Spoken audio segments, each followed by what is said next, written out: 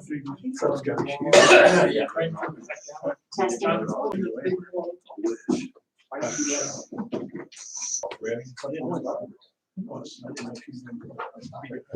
Okay, I'm gonna go ahead and open up the common council meeting on June 14th at 7 p.m. Could we please rise for the pledge of allegiance?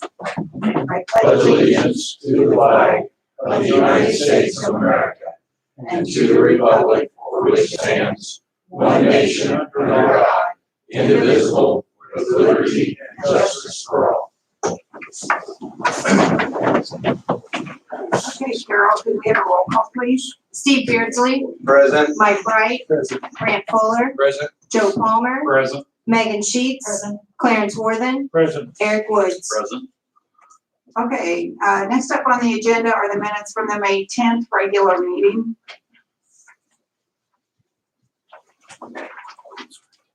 I make a motion, we approve the minutes from May 10th.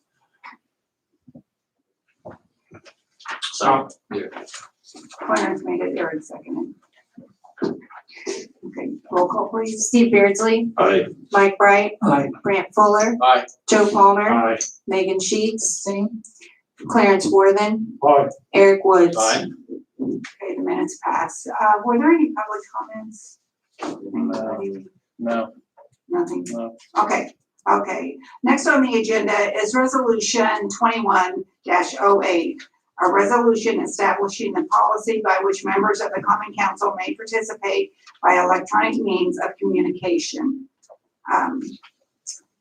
Carol and I have been in touch with AIM on, we've gotten different correspondence on how we can continue to have electronic meetings or have people attend them after July 1st, because I believe it's probably going to end June 30th for the emergency situation or the health emergency.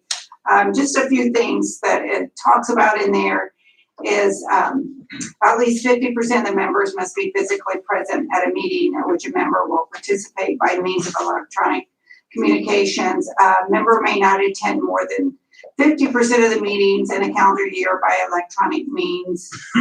It also talks about attending 2 consecutive meetings by electronic communications. Then you have to attend a meeting in between there, so you can have 2 sets with 1 meeting that you participate in.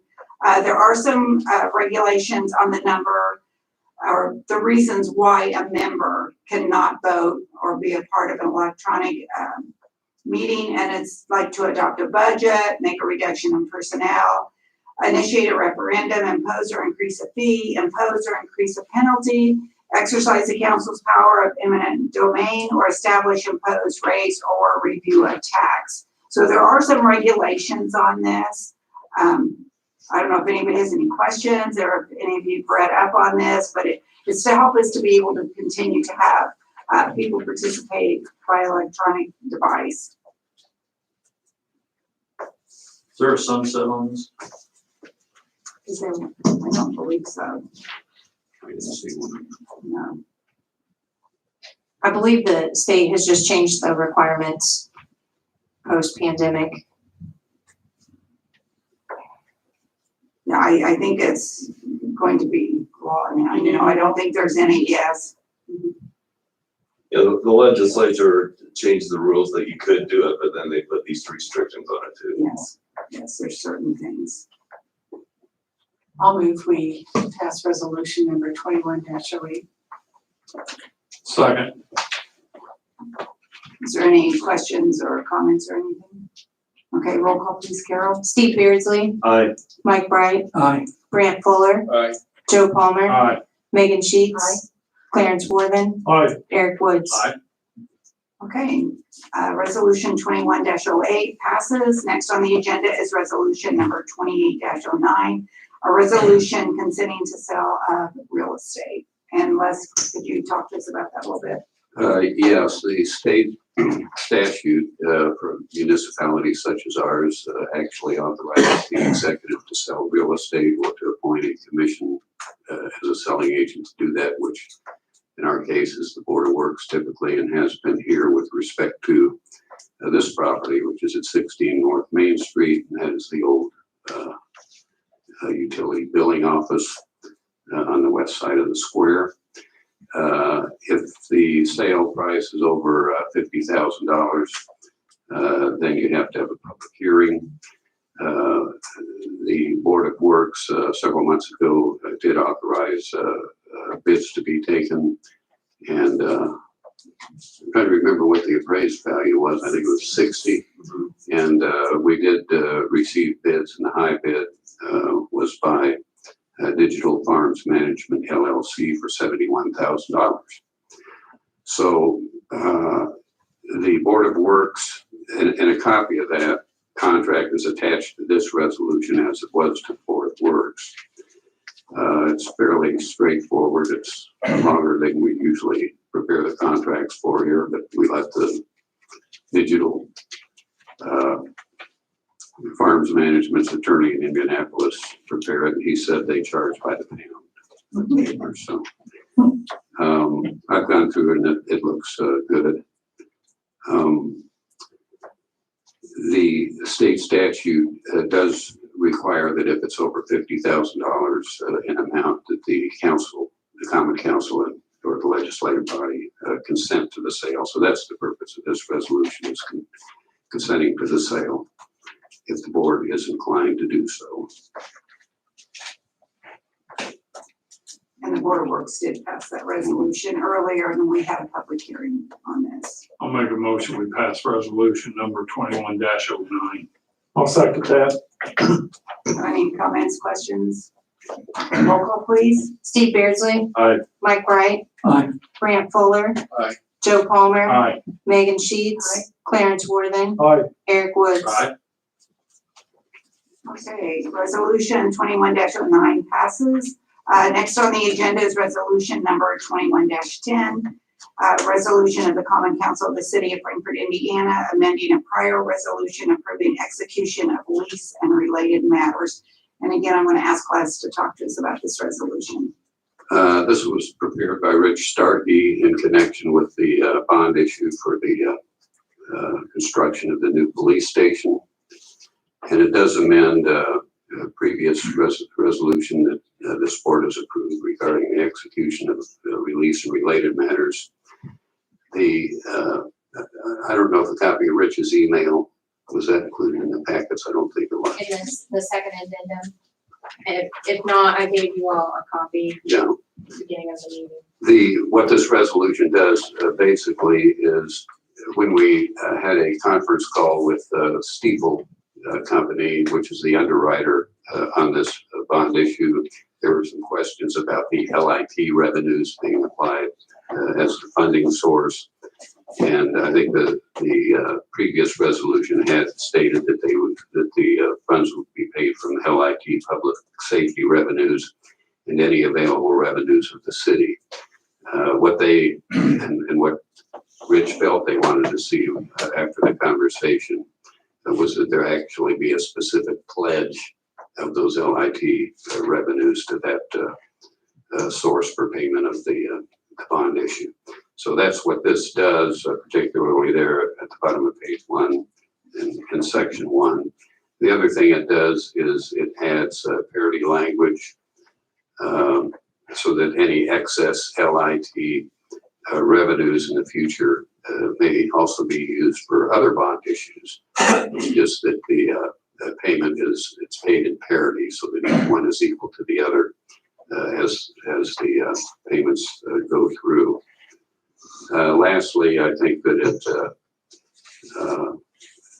approves an amendment to the lease. If you turn to the signature page, which is page 3, there is a second addendum to lease that Rich has prepared. And that also addresses the same thing I just mentioned as to the pledge of the LIT revenues and the parity issue.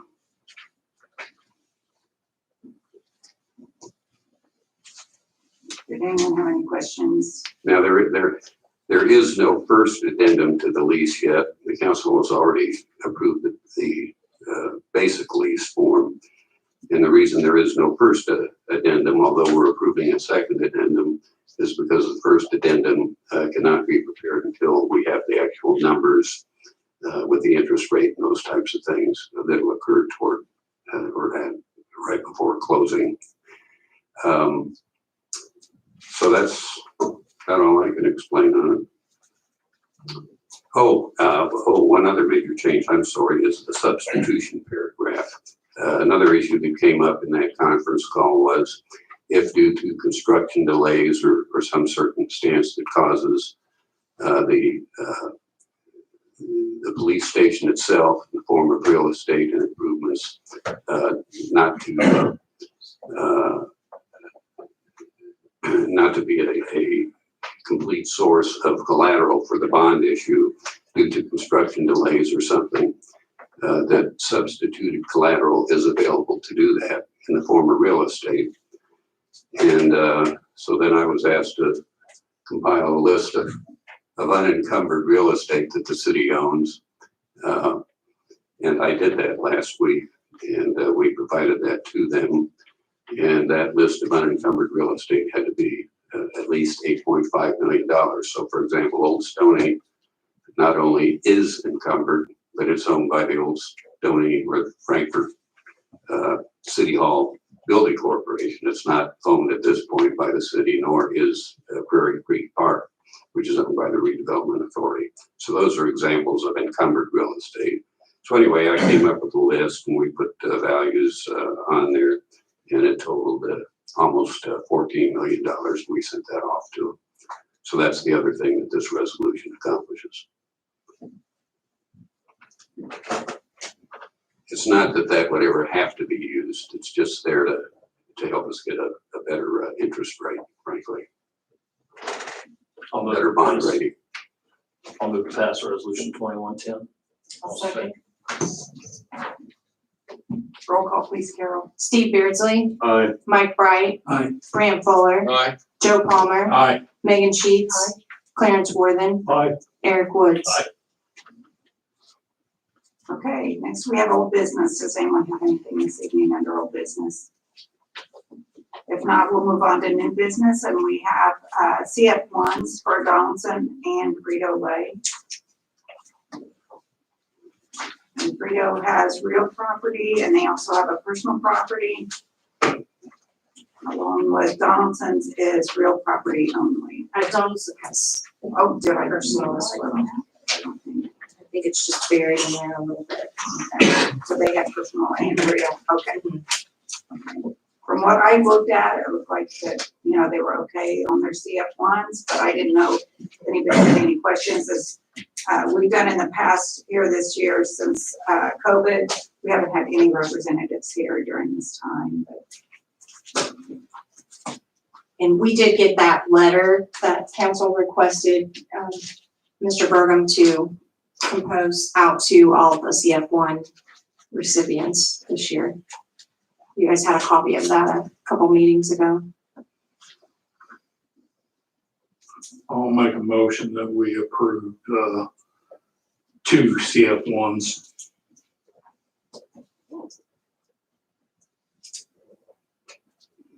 I'll second. roll call, please. Steve Beardsley, Aye. Mike Bright, Aye. Grant Fuller, Aye. Joe Palmer, Aye. Megan Sheets, Clarence Worthen, Aye. Eric Woods. Okay, under new business, Jason Forsythe's with us tonight. He has a request to use some of the grassland fund. At this time, there's a little over $13,000. As you know, that is money that we collect from the public when their grass is mowed for them before it ever goes on to the auditor's office as a lien. So they can come in and pay that. And that money was established by a fund. This says it takes council approval for any purchases outside of using for liens and recordings and that type of thing. So Jason, do you want to come on and talk to us about that?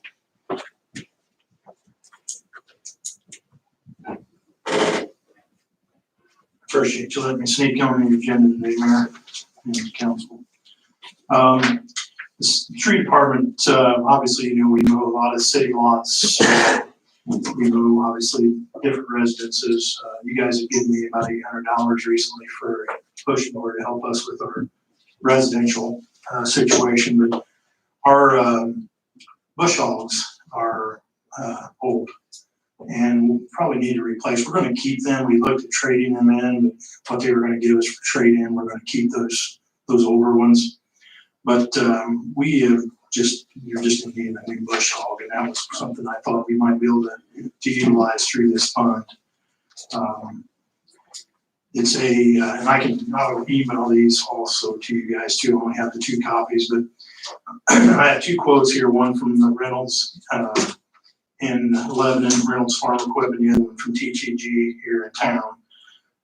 They are for a 7-foot MX7 lift type rotary cutter, which is just a one rotor cutter.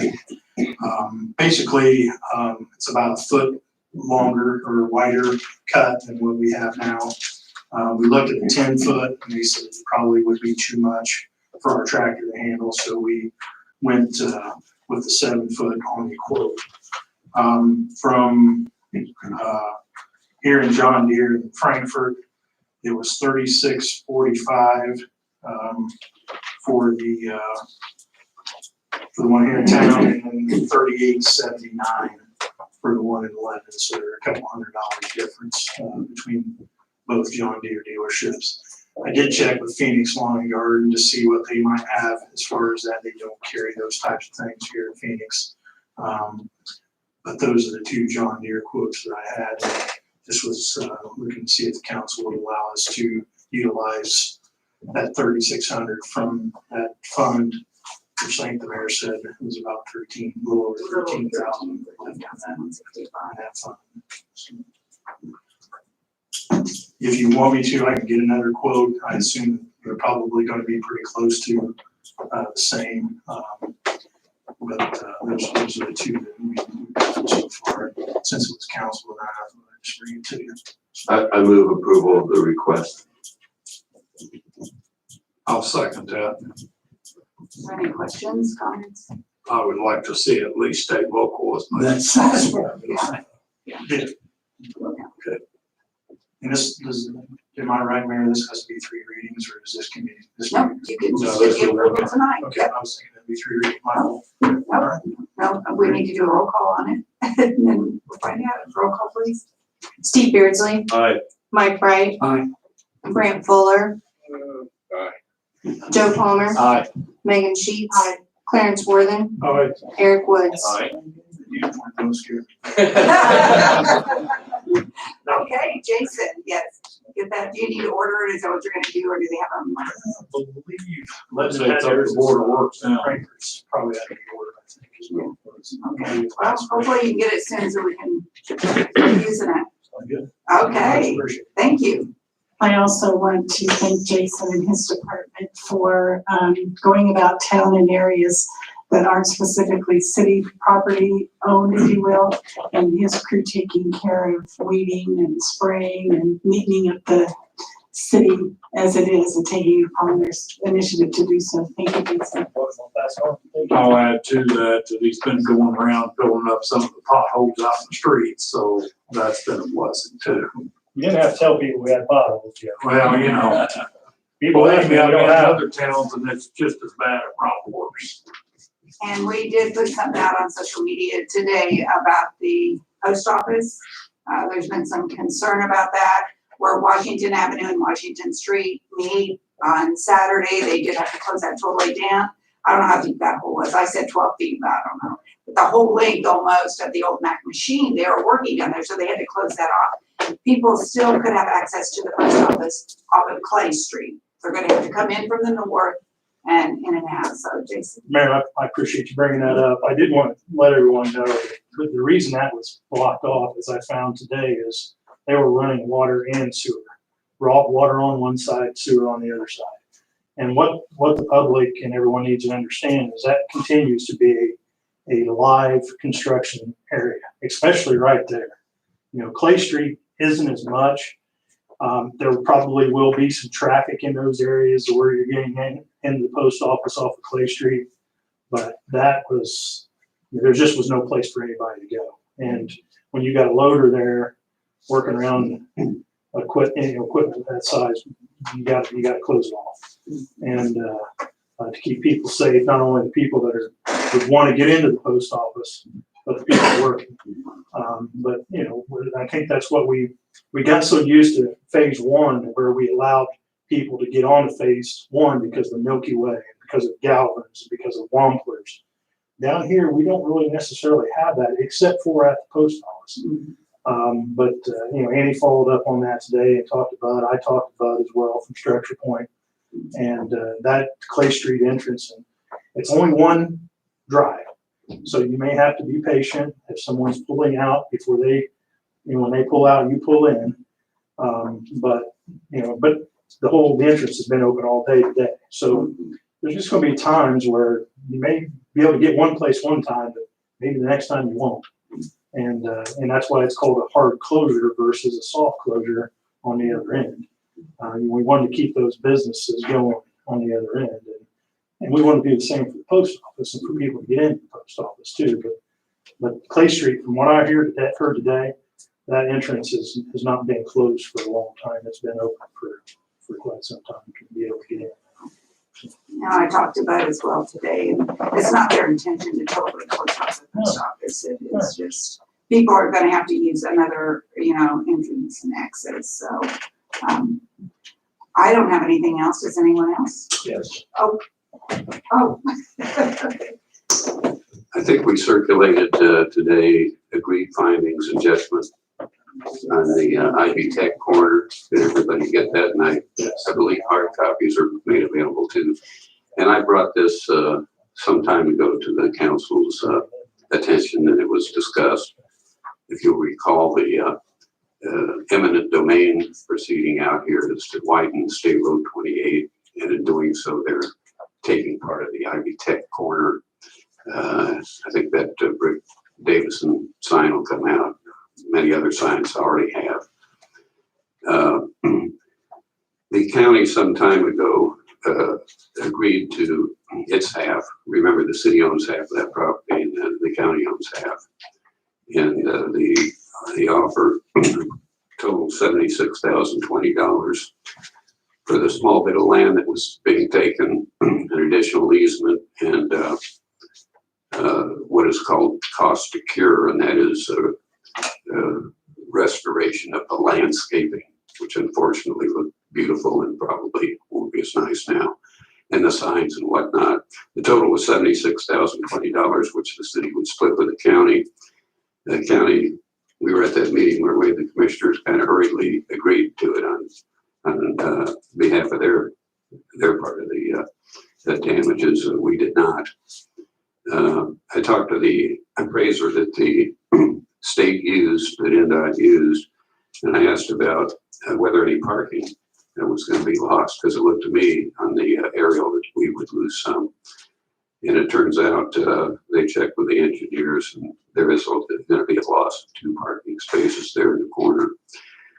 So the state went ahead and filed its eminent domain suit, and then we've had conversations with them and sent them additional information that the Ivy Tech folks submitted as to the cost of cure. They had their own appraisals done, and thought it would cost an additional $7,000 on the cost of cure.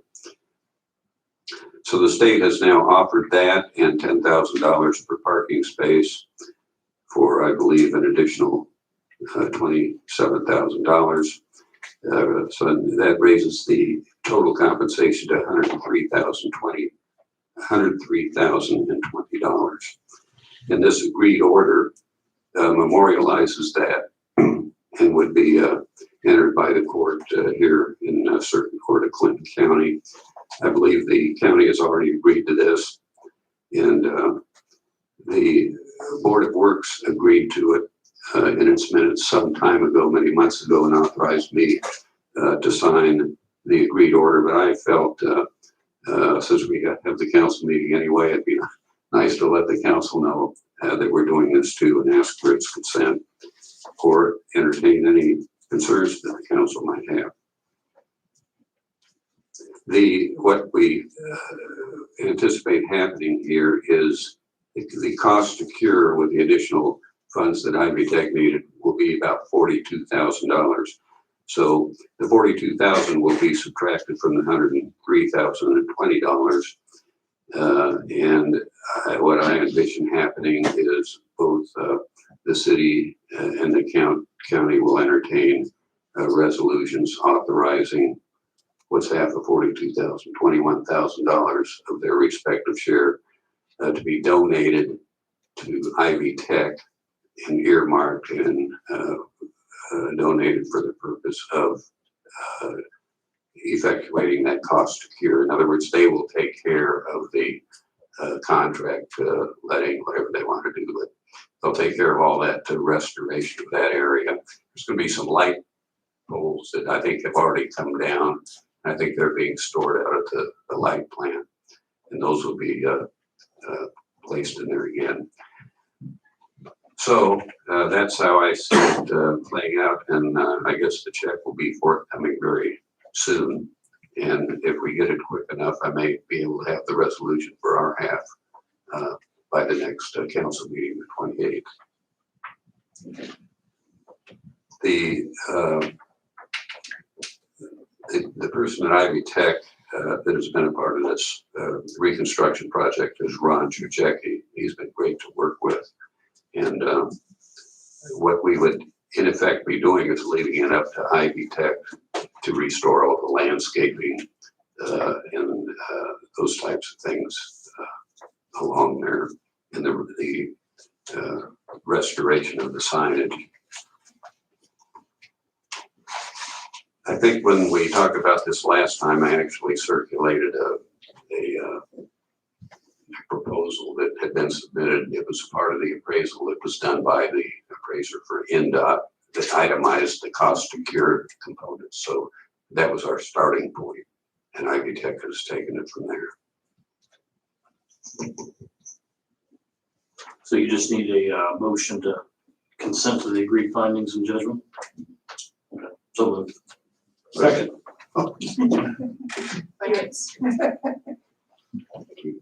Okay, roll call please. Steve Beardsley, Aye. Mike Bright, Aye. Brant Fuller, Aye. Joe Palmer, Aye. Megan Sheets, Clarence Worthen, Aye. Eric Woods. Aye.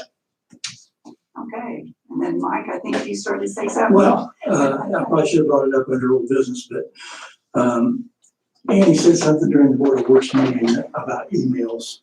Yes. And was she talking about, I know a couple of months ago, 2 or 3 months ago, we had approved some kind of contract. Is that in reference to the same thing? Yes. With ACCS. Okay. They've already switched over some of the employees within the city. Yeah. But I think that they said the council was one that had not, and the Police. police and fire. But otherwise, a lot of us have already gotten ours changed over. Okay, but they're going to continue to get us changed over. Yes. Because she made it sound like we needed to do something with Well, the way she stated it. She said that to get a hold of IT. Yeah, and I didn't, that's what I didn't understand. Yeah. Why we need to get a hold, I mean, that's a given, I would have thought. I don't know whether. They'll need to have your device in hand to make the changes. Okay. So I'm actually meeting with Shane Jacoby probably next week to start that process, and then I'm happy to pass along to everybody else who wants to go on laptop or iPad and all that changed over. Okay, that answers my question. Thank you. Is there anything else? Move to adjourn. Second. Okay. Okay, thank you everyone for coming this evening. We do have an executive session. Yeah, about financial. It's just.